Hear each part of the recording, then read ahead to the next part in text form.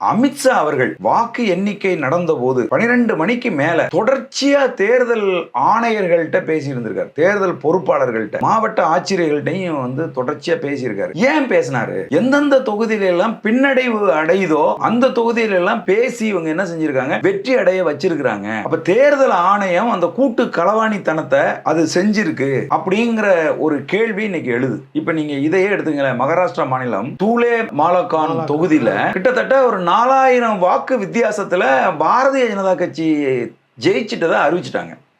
ஆனா அந்த வேட்பாளர் அதை ஒத்துக்க மாட்டேங்கிறாரு. இல்லைங்க, இதுல ஏதோ ஒரு ஃப்ராடு பண்ணியிருக்காங்க அப்படின்னு சொல்லி அவர் மறு வாக்குப்பதிவுக்கு அப்ளை பண்ணி நெருக்கடி கொடுத்து மறு வாக்குப்பதிவு என்னன்னா சொல்றாங்க, பத்திரிகைகளில் ஒரு சில பத்திரிகைகளை சொல்றாங்க கிட்டத்தட்ட 11,000 வாக்குகள் வித்தியாசத்துல காங்கிரஸ் கட்சி வென்றுச்சுன்னு சொல்றாங்க. ஆனால் தரவுகள் இணையதள தரவுகள்லாம்